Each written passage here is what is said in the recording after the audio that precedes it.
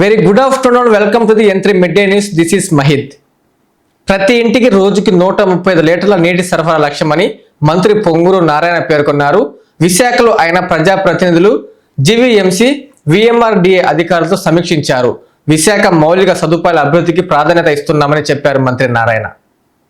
విశాఖ నగరంలో తాగునీరు, రోడ్లు, వీధి దీపాలు, మురుగునీటి నిర్వహణ తదితర మౌలిక సదుపాయాల అభివృద్ధికి ప్రభుత్వం ప్రాధాన్యత ఇస్తుందని రాష్ట్ర పురపాలక పట్టణాభివృద్ధి శాఖ మంత్రి డాక్టర్ పొంగూరు నారాయణ తెలిపారు. Visakha metropolitan region development authority కార్యాలయంలో ప్రజాప్రతినిధులు, GVMC commissioner Ketan Garg, VMRDA అధికారులతో అభివృద్ధి కార్యక్రమాలపై మంత్రి సమీక్ష నిర్వహించారు. ఈ సమీక్షా సమావేశంలో GVMC commissioner Ketan Garg GVMC అభివృద్ధి చేపట్టవలసిన కార్యక్రమాలు, ప్రతిపాదిత ప్రాజెక్టు పనులపై పవర్ పాయింట్ ప్రజెంటేషన్ ద్వారా ముఖ్యమంత్రికి, ప్రజాప్రతినిధులకు వివరించారు. రాష్ట్రంలోని 123 మున్సిపాలిటీల్లో తాగునీటి సమస్యకు శాశ్వత పరిష్కారం దిశగా ప్రణాళికలు రూపొందిస్తున్నామని మంత్రి తెలిపారు.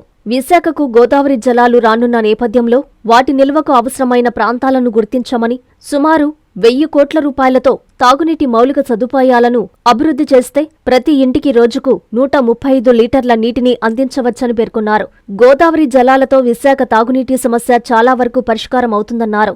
ఈ సమీక్షలో రాష్ట్ర అధ్యక్షులు, ఎమ్మెల్యేలు, మంత్రులు, ఎంపీలు, ప్రజాప్రతినిధులు, అధికారులు పాల్గొన్నారు. బీసీలకు రాజ్యాధికార చేరువ చేయాలన్నదే టీడీపీ ధ్యేయమని ఎమ్మెల్సీ, టీడీపీ జిల్లా అధ్యక్షులు బీదా రవిచంద్ర అన్నారు. బీసీ వర్గాలను ప్రోత్సహిస్తున్న ఏకైక నాయకుడు చంద్రబాబు నాయుడు అని కొనియాడారు.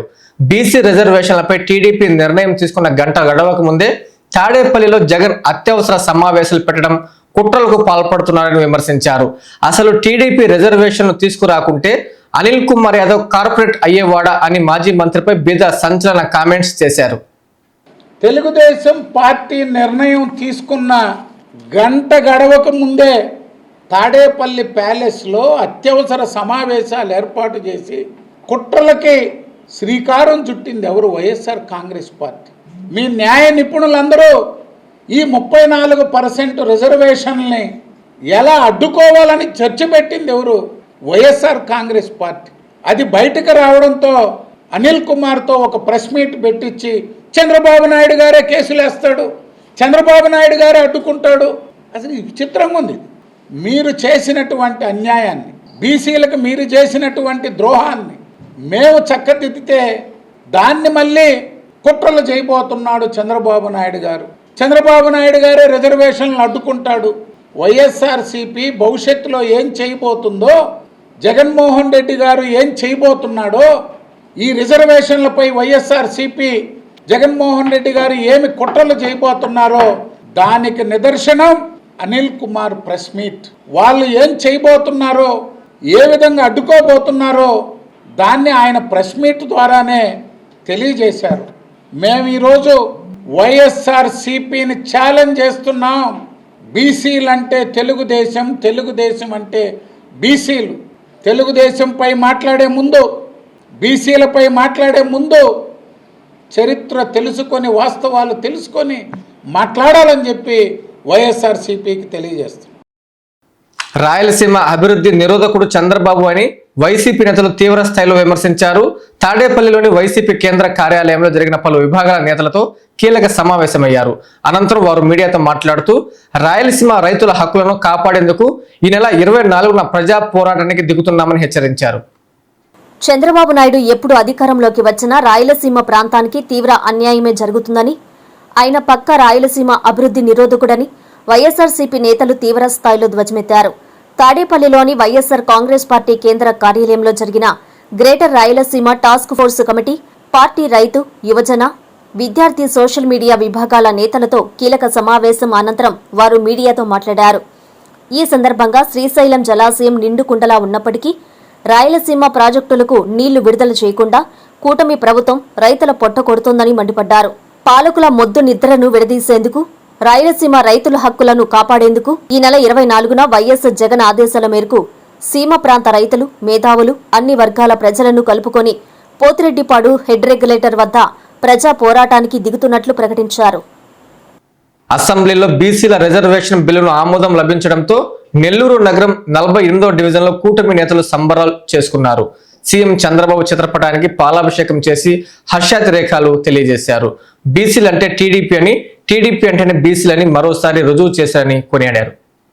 నెల్లూరు నగరంలోని 48వ డివిజన్లో డివిజన్ ఇన్ఛార్జ్ కీర్తి ఆధ్వర్యంలో స్థానిక సంస్థల ఎన్నికల్లో పట్టణ ప్రాంతాల్లో బీసీలకు 33.3% రిజర్వేషన్లు కేటాయించడం పట్ల హర్షం వ్యక్తం చేస్తూ సంబరాలు నిర్వహించారు. ఈ సందర్భంగా ముఖ్యమంత్రి నారా చంద్రబాబు నాయుడు చిత్రపటానికి నేతలు వైభవంగా పాలాభిషేకం చేశారు.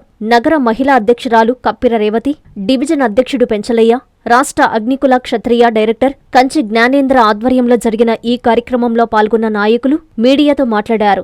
జైహో బీసీ అనేది కేవలం ఒక నినాదం కాదని, అది తెలుగుదేశం పార్టీ తొలి నుంచి పాటిస్తున్న ప్రధాన సిద్ధాంతమని స్పష్టం చేశారు. గత వైఎస్సార్సీపీ ప్రభుత్వంలో జగన్మోహన్రెడ్డి బీసీ రిజర్వేషన్లను కుదించి నాయకులకు ప్రాతినిధ్యం లేకుండా చేసి తీవ్ర అన్యాయం చేశారని, బీసీ ద్రోహిగా మిగిలారని విమర్శించారు. ప్రస్తుతం కూటమి ప్రభుత్వం అధికారంలోకి రాగానే పట్టణ ప్రాంతాల్లో బీసీలకు 33.3% రిజర్వేషన్లు పునరుద్ధరించి బీసీల పక్షపాతిగా నిలిచిందని, దీంతో బీసీ వర్గాల్లో మళ్లీ పండుగ వాతావరణం నెలకొనిందని కొనియాడారు. ఈ కార్యక్రమంలో co cluster incharge Sheikh Jafar, ముఖ్య నాయకులు మరియు కార్యకర్తలు పెద్ద సంఖ్యలో పాల్గొన్నారు. బీసీల పక్షపాతి సీఎం చంద్రబాబు నాయుడు అని వాల్మీకి కార్పొరేషన్ రాష్ట్ర డైరెక్టర్ వలసల రామకృష్ణ పేర్కొన్నారు. నంద్యాలలో ఆయన మీడియాతో మాట్లాడుతూ టీడీపీ ప్రభుత్వం అసెంబ్లీలో ప్రవేశపెట్టిన బిల్లును స్వాగతిస్తున్నామని చెప్పారు. బీసీ హాస్టల్స్లో మౌలిక వసతులు ఏర్పాటుకు ప్రభుత్వం పెద్దపీట వేసిందని వాల్మీకి కార్పొరేషన్ రాష్ట్ర డైరెక్టర్, టీడీపీ రాష్ట్ర కార్యదర్శి వలసల రామకృష్ణ, టీడీపీ నంద్యాల జిల్లా ఉపాధ్యక్షులు సలేంద్ర శ్రీనివాసులు యాదవ్ అన్నారు. శుక్రవారం నంద్యాలలో ఆయన మీడియాతో మాట్లాడారు. టీడీపీ ప్రభుత్వం అసెంబ్లీలో ప్రవేశపెట్టిన బిల్లును స్వాగతిస్తున్నామని అన్నారు. గతంలో ఎన్టీఆర్ బీసీలకు స్థానిక సంస్థలలో రిజర్వేషన్ కల్పిస్తే చంద్రబాబు దానిని పెంచారన్నారు. బీసీల అభివృద్ధిని కోరుకునే నాయకుడు చంద్రబాబు అన్నారు. అసెంబ్లీలో బీసీ రిజర్వేషన్ బిల్లును స్వాగతిస్తున్నామన్నారు. రాజకీయ పార్టీల ప్రతినిధులతో రాపూరు తహసీల్దార్ లక్ష్మీ నరసింహం సమావేశమయ్యారు. ఓటర్ల నమోదు ప్రక్రియ, చేర్పులు, మార్పులు, మ్యాపింగ్ తదితర ముఖ్య అంశాలపై ఆయన అవగాహన కల్పించారు. ఓటర్ల జాబితా పారదర్శకంగా తయారు చేయడమే సర్ ముఖ్య ఉద్దేశమని చెప్పారు తహసీల్దార్.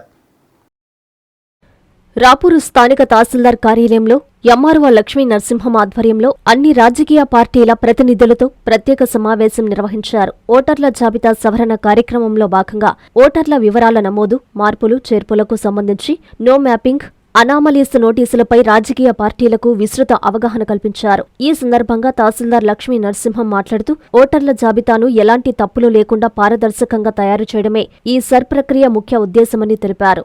జాబితాలో మ్యాపింగ్ కాని వివరాలను పూర్తి చేయడం, అక్షర దోషం, సంఖ్యాదోషమున్న ఓటర్ల కొరకు మార్పులు చేర్పులకు పంచాయతీలలో హీరింగ్ జరుగుతుందని, ఏదైనా ఒకటి కేంద్ర రాష్ట్ర ప్రభుత్వాల గుర్తింపు కార్డులను హీరింగ్లో చూపించి తమ వివరాలు సరి చేసుకోవాలని తెలిపారు. అన్ని రాజకీయ పార్టీల నాయకులు, పోలింగ్ బూత్ స్థాయి ఏజెంట్లు ఈ ప్రక్రియలో చురుగ్గా పాల్గొని అర్హులైన ప్రతి ఒక్కరికి ఓటు హక్కు కల్పించడంలో, జాబితా శుద్ధీకరణలో భాగస్వాములు కావాలని కోరారు. ఈ కార్యక్రమంలో టీడీపీ, బీజేపీ, వైసీపీ, జనసేన రాజకీయ పార్టీల ప్రతినిధులు, రెవెన్యూ సిబ్బంది, సంబంధిత అధికారులు పాల్గొన్నారు. బుడంగుంట కాలనీలో పోలీసులు కార్డిన్ సెర్చ్ నిర్వహించారు. సుమారు 150 ఇళ్లను తనిఖీ చేశారు. సరైన పత్రాలు లేని పలు వాహనాలను స్వాధీనం చేసుకుని స్టేషన్కి తరలించారు. కాలనీలో ఎవరైనా అసాంఘిక కార్యకలాపాలకు పాల్పడితే చట్టపరమైన కఠిన చర్యలు తీసుకుంటామని సిఐ హెచ్చరించారు. జిల్లా ఎస్పీ డాక్టర్ అజితా వేజంట్ల ఆదేశాల మేరకు నెల్లూరు జిల్లా కావలి రూరల్ పోలీస్ స్టేషన్ పరిధిలోని బుడంగుంట కాలనీలో పోలీసులు కార్డిన్ సెర్చ్ ఆపరేషన్ నిర్వహించారు. వన్ టౌన్ సర్కిల్ ఇన్స్పెక్టర్ ఆధ్వర్యంలో 2 సబ్ ఇన్స్పెక్టర్లు, పోలీస్ అధికారులు, సిబ్బంది మొత్తం 22 మంది కాలనీలో సుమారు 150 ఇళ్లలోనూ విస్తృత తనిఖీలు చేపట్టారు. అనుమానాస్పద వ్యక్తులు, వాహనాలు, గతంలో నేరాలకు పాల్పడిన వ్యక్తుల కదలికలపై ప్రత్యేకంగా తనిఖీలు చేశారు. ఈ ఆపరేషన్లో సరైన ధృవపత్రాలు లేని 40 ద్విచక్ర వాహనాలు, 4 ఆటోలను పోలీసులు గుర్తించి స్వాధీనం చేసుకున్నారు. ఆయా వాహనాలకు సంబంధించిన పత్రాలను పరిశీలించి నిబంధనల ప్రకారం తదుపరి చర్యలు చేపట్టనున్నారు. స్థానిక ప్రజలకు ప్రస్తుతం సమాజంలో జరుగుతున్న వివిధ రకాల నేరాలు, సైబర్ నేరాలు, ఆన్లైన్ మోసాలు, మాదక ద్రవ్యాల దుర్వినియోగం, ముఖ్యంగా గంజాయి, ఇతర మత్తు పదార్థాల వల్ల కలిగే అనర్థాలపై పోలీస్ అధికారులు అవగాహన కల్పించారు. నా పొలం ఎందుకు దున్యావని అడిగినందుకు తనపై పలువురు దాడికి పాల్పడ్డారని బాధితుడు యనమల పెద్దపుట్ట ఆవేదన వ్యక్తం చేశారు. ఇరు వర్గాల ఫిర్యాదు మేరకు పోలీసులు కేసు నమోదు చేసి దర్యాప్తు చేపట్టారు. ఈ సంఘటన జయంపు గ్రామంలో చోటు చేసుకుంది. బాధితులకు తగిన న్యాయం చేయడంతో పాటు దాడికి పాల్పడిన వారిపై పోలీసు చర్యలు తీసుకోవాలని కుటుంబ సభ్యులు, గ్రామస్తులు కోరుతున్నారు. ఘటనకు సంబంధించి బాలైపల్లి ఎస్ఐ సురేష్ బాబును వివరణ కోరగా ఇరు వర్గాల ఫిర్యాదును స్వీకరించి జరిగిన ఘటన గురించి విచారిస్తున్నామని తెలిపారు. నా పొలంలో దున్నేసినాడు. సరే దున్నేసినాడు అని చెప్పి పొద్దున్న లేచి నేను పోయి చూసుకొని వచ్చేసినాను. అక్కడ మా కొడుకునే ఉంటే రేపు ఆదివారం నాకు సెలవు ఉంటుంది, ఆదివారం పోయి చూసుకున్నాము. అది నీకు తేడా ఉంటే నీకుంటే నీదే తీసుకుంటూ, నాకుంటే నేను వేసుకుంటానని చెప్పి నేను మాట్లాడినాను. కానీ 4:30 సమయంలో ఏమరా ఈ విధంగా దున్నావు అని అంటే, నువ్వే నాకు సలహా పెట్టేది అని చెప్పి రావడం గుండె మీద గుద్ది ఆటని ఎగిస్తున్నాడు. నేను అక్కడ పడిపోయినా. అరే నా మొగుడినే కొట్టేసినావు, నా మొగుడిని కొట్టి నాకు నువ్వు చేసేసినావు అని చెప్పి ఆమె పోయేసరికి ఆమెని అడేనో గొడవలు పెట్టుకున్నాడు. ఆమెని ఆ సీన్ తెగిపోయింది. అక్కడి నుంచి ఏమరా ఇంత దౌర్జన్యం చేస్తున్నావు అని వంకాయల చేను అని ఒక ఆయన వచ్చినాడు, కాపోడు ఆయన మాటలు కూడా అనుకుంటా ఆయన మీదకి ఇంతలో బండి ఎత్తుకొని ఆయన మీదకి దిగి వెళ్ళిపోయినాడు. తర్వాత వచ్చి ఏంది ఆయన్ని పెద్ద ఆయన్ని కొడుతుండవు, నీకేం తాగేసి ఐదాన్ని కొడుతుండవు అని చెప్పి 10 మంది, రాగయ్య ఒకడు, అక్కడ కృష్ణయ్య ఒకడు, నరసింహులు ఒకడు, పెద్దయ్య ఒకడు, వీళ్ళు వచ్చి వాడు రాకతాలికి నన్ను తోసేసి గందరగోళం చేసేసినాడు. ఎగిచి ఇక్కడ దన్నాడు. ఏడొచ్చి కాదు ఇక్కడనే పట్టుకొని ఇక్కడనే కాలుతాను దాన్ని. ఇప్పుడు నేను అసలు పైకి లేకుంటుండా.